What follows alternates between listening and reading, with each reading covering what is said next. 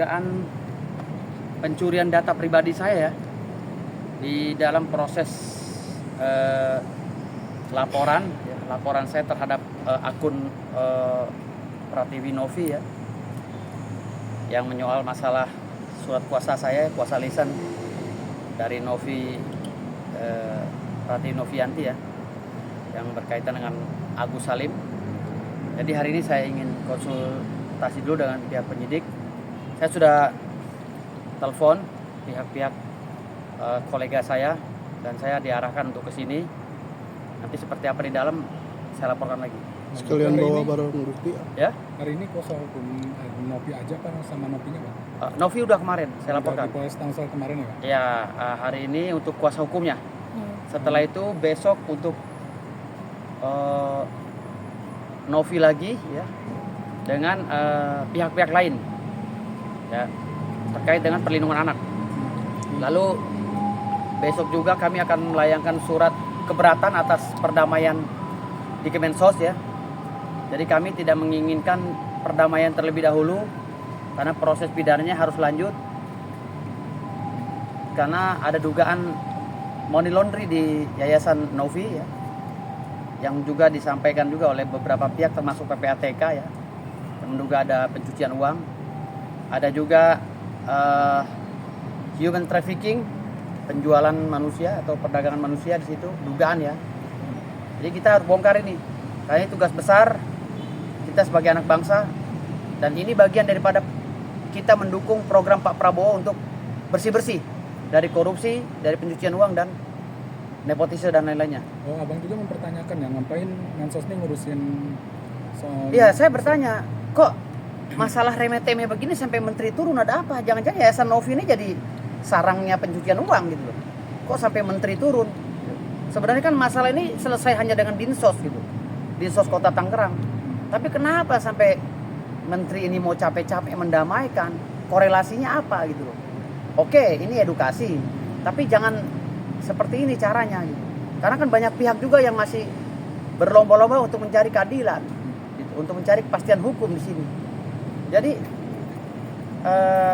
inilah yang menjadikan kami ini keberatan, sehingga saya akan melayangkan surat keberatan atas laporan atas proses perdamaian tersebut gitu. Dan jika Mensos masih menjalankan itu, maka kami akan gugat Mensos. Berarti Mensos tidak mengikuti perintah Pak Prabowo untuk bersih-bersih. Harusnya Mensos ketika ada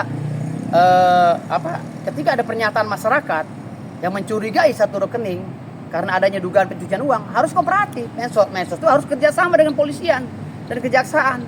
Olah itu PPATK dipanggil, ikut sertakan PPATK. Ini baru benar mendukung program pemerintah untuk bersih-bersih dari korupsi. Kalau ini ada dugaan korupsi ditutupi begini dengan perdamaian lalu kasusnya tutup, besok bagaimana? Gitu loh. Karena ini kan saya menduga ya, ada proses yang ilegal di sini. Dan yang kedua, saya menyayangkan pihak Novi Pertiwi Novianti. Ya. Dia diduga mengeksploitasi anak kecil dengan memajang foto, video yang menarasikan bahwa ini anak orang gila, ya kan? Ini anak orang gila, anak orang yang sedang gangguan jiwa, yang diobati dalam sakit jiwa, hamil lalu diambil oleh dia, tapi anaknya tidak diblur oleh Densu dan Novi Pratiwi Novianti pada saat di podcast Densu. Nah, Densu ini apakah punya izin legalitas untuk menyiarkan hal-hal tersebut? Selama tidak ada delik yang muncul dalam siaran tersebut, kita tidak akan permasalahkan. Tetapi ketika ada unsur delik, anak kecil di bawah umur, ya, yang masih belum mapan menurut saya, dieksploitasi seperti itu. Nah, ini akan kami permasalahkan juga gitu. Saya sudah persiapkan tim untuk membedah ini. Pasal apa Bang rencananya nanti akan dilaporkan jika nantinya jadi? Kami akan melaporkan Undang-Undang 35 tahun 2014 tentang perlindungan anak. Itu dulu satu. barang bukti apa Sebagai aja, terlapornya mungkin Densu dan Pratiwi Novianti. barang bukti apa aja? Barang buktinya video, screenshotan, komentar, statement dan lain-lain, ya, yang menyatakan bahwa ini anak orang gila dan lain-lain. Ini kan kita pikirkan bagaimana kelangsungan hidup anak ini nanti ketika otaknya sudah utuh, bisa memahami situasi tempat. Dia akan melihat jejak digital itu. Dia akan besar dan akan menjadi olok-olokan kawannya. Mana Komisi Perlindungan Anak yang dibentuk oleh negara? Kemana Komisi Perlindungan Anak? Tidur? Hah? Nanti keluar ketika kasusnya udah viral.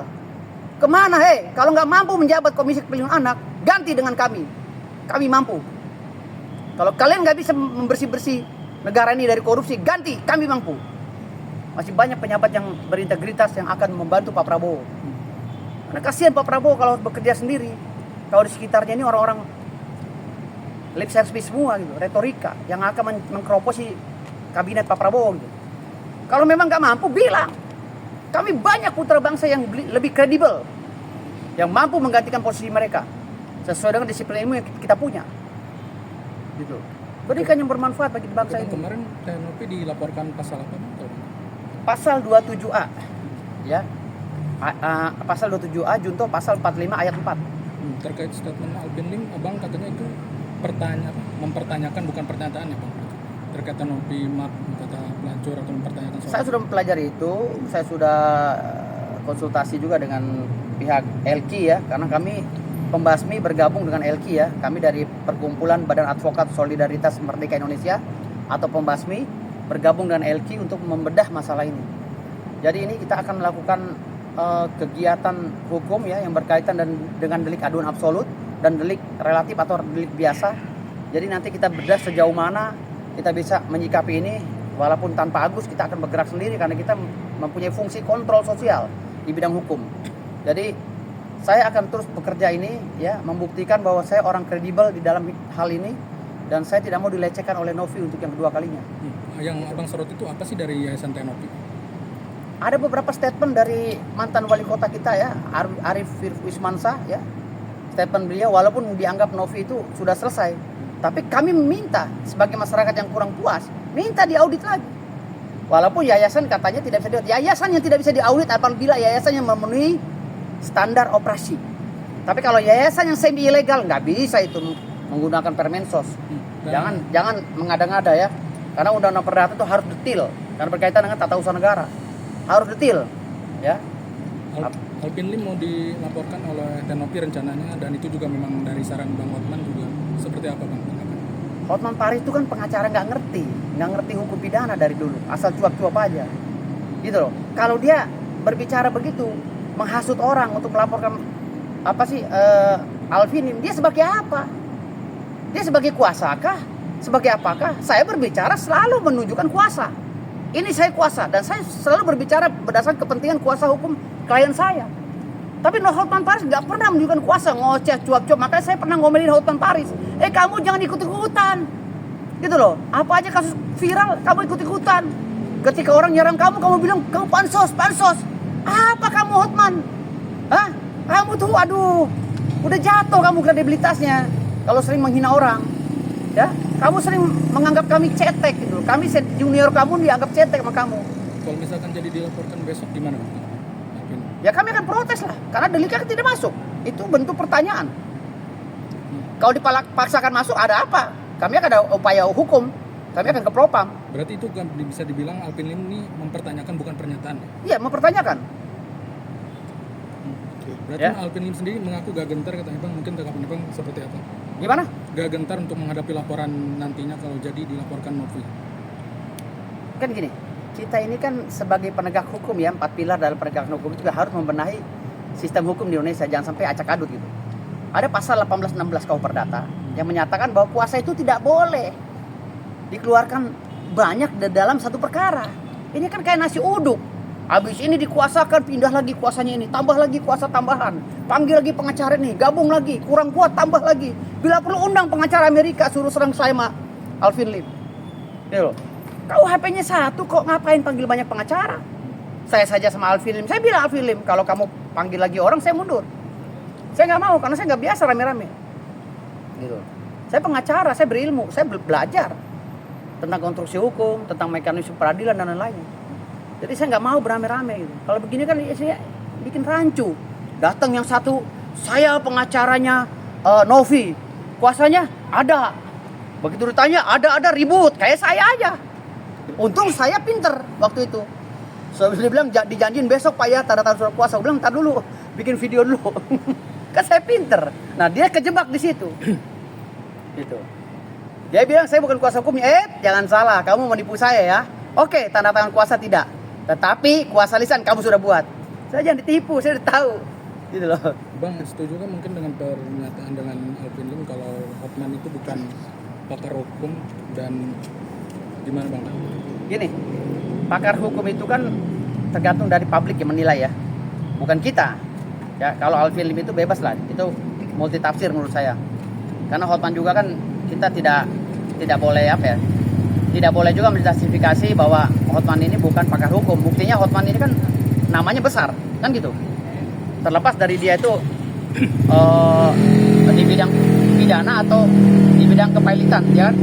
Tapi orang semua tahu Hotman kok, gitu loh. Orang tahu Hotman, dan saya juga banyak belajar dari Bang Hotman tentang bagaimana cara memanage diri saya agar saya bisa menjadi pengacara populer, sehingga saya menjadi pengacara papan penggilesan gitu loh. Saya baru papan penggilesan ya, belum papan atas. Tapi saya sering ngalahin pengacara papan atas. Jadi bagaimana caranya saya membranding diri saya itu saya belajar dari banyak senior saya, termasuk Hotman Paris. Salah satu orang yang saya dulu sangat gemar dengan beliau. Banyak cara-cara beliau yang saya ikutin, termasuk cincin ini. Ya, walaupun ini belum berlian, tapi saya ngikutin beliau nih. Tapi Ya. perihal abang disebut pengacara gak ada kerjaan gimana Bang? Apa?